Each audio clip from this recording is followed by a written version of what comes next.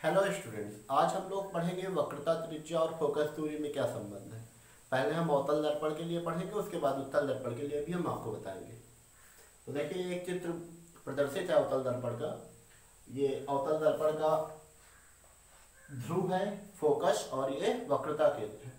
तो देखिए, एक प्रकाश की किरण मुख्य अक्ष के समांतर चलकर अवतल दर्पण पर आपतित होती है। हमने नियम में पढ़ा है कि ये किरण जो समांतर आपतित होगी परावर्तन के बाद फोकस से होकर जाएगी, तो इसको हम फोकस से ले जाते हैं।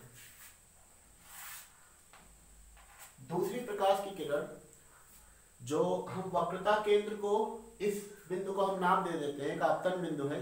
जिस बिंदु पर प्रकाश गिरता है उसे आपतन बिंदु कहते हैं। आपतन बिंदु को हम वक्रता केंद्र सी से मिला देते हैं। देखिए, केंद्र से परिधि पर खींची गई रेखा लंब होगी, इसलिए हम BC को लंब मान सकते हैं। अब देखिए, अगर ये लंब हो जाएगा तो ये कौन सी किरण है? आपतित किरण। तो आपतित किरण और अभिलंब के मध्य बने कोण को आपतन कोण कहते हैं। वैसे इसे I से व्यक्त किया जाता है, लेकिन यहां पर हम इसे थीटा लिखते हैं। अब देखिए, ये कौन सी किरण है? परावर्तित किरण। और परावर्तित किरण और अभिलंब के बीच में जो कोण बनेगा उसे परावर्तन कोण कहेंगे।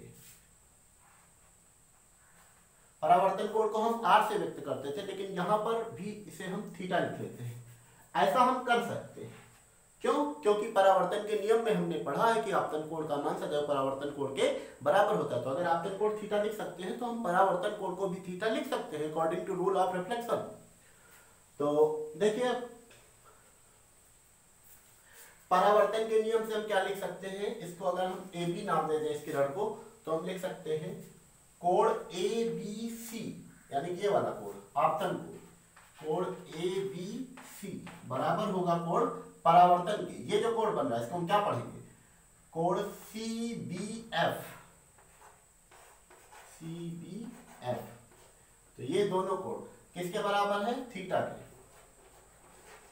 अब देखिए, AB और PC, ये दो रेखाएं आपको दिख रही हैं, एक AB और दूसरी PC। ये दोनों रेखाएं समांतर है परस्पर, और समांतर रेखा को ये तिर्यक रेखा काट रही, कौन? BC। तो हम यहां पर लिखेंगे कि AB और PC समांतर हैं, जिन्हें BC रेखा मिलाती है। तो अब देखिए, ये जो कोण बन रहे हैं, एक ये कोण आपको दिख रहा है और दूसरा ये आपतन कोण थीटा, ये दोनों कोण आपस में बराबर होंगे। क्यों? मैथमेटिक्स में हमने पढ़ा है कि ये एकांतर कोण होंगे। तो एकांतर कोण है, इसलिए ये क्या होंगे? आपस में बराबर है। इसका अर्थ ये है कि अगर ये कोण थीटा है तो ये कोण भी क्या होगा? थीटा ही होगा,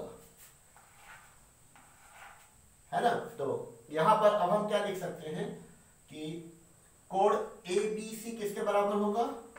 ABC किसके बराबर हो जाएगा? इस कोण के। तो इसको हम क्या पढ़ेंगे? कोण BC।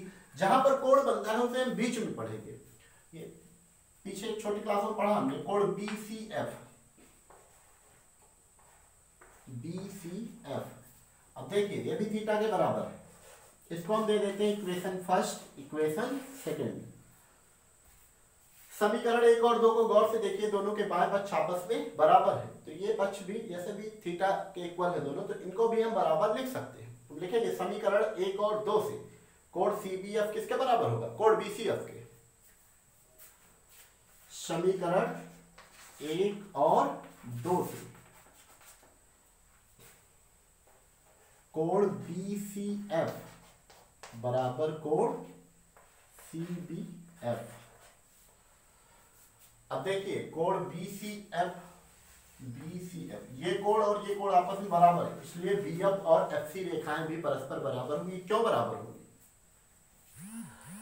क्योंकि समान कोणों के सामने की भुजाएं त्रिभुज में परस्पर क्या होती हैं? बराबर होती हैं।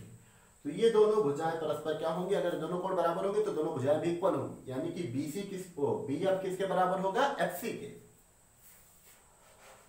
BF बराबर FC। अब देखिए, यहां पर हम लिखेंगे यदि दर्पण का द्वारक छोटा, द्वारक के बारे में पीछे आपको बता चुके हैं, ये जो डिस्टेंस होता है इसको हम द्वारक कहते हैं। अगर दर्पण बहुत छोटा हो, द्वारक बहुत छोटा हो, तो चलिए इसको समझ लेते हैं। अच्छा, देखिए इस फिगर को अगर इसी में समझते हैं। अच्छा, ये बिंदु B अगर यहां पर हो, थोड़ी देर के लिए कल्पना कीजिए कि बिंदु B अगर यहां पर होगा, तो ये जो C से B को मिलाया गया है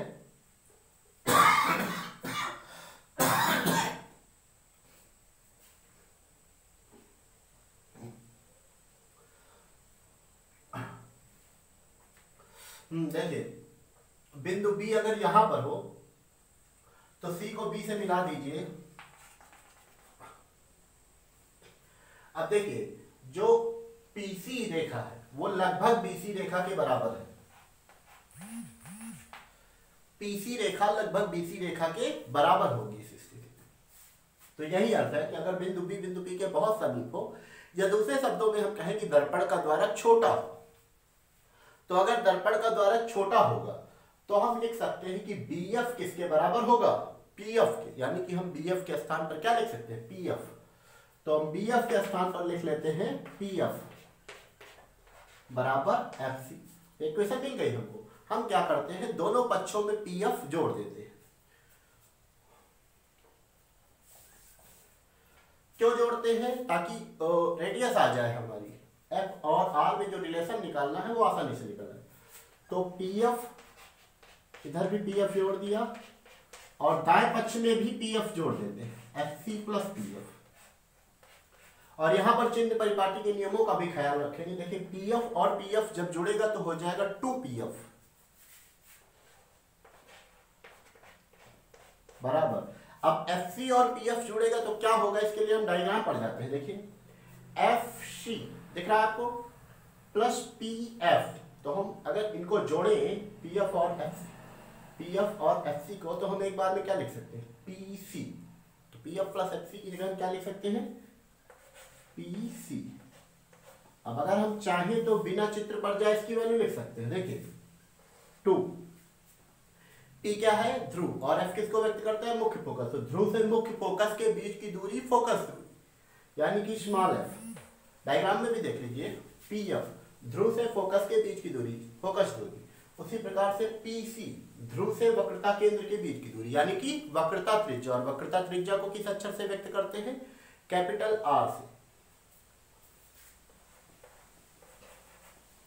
अब यहाँ पर चिन्ह परिपाटी भी हमको लगानी होगी। देखिए दोनों दूरियां जो है वो बाईं ओर मापी जा रही है, तो दोनों ऋणात्मक होंगी।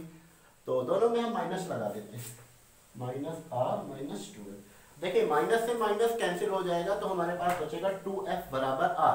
2 को हम इधर ट्रांसफर कर देंगे तो हमको वक्रता त्रिज्या और फोकस दूरी में संबंध मिल जाएगा, F बराबर R/2।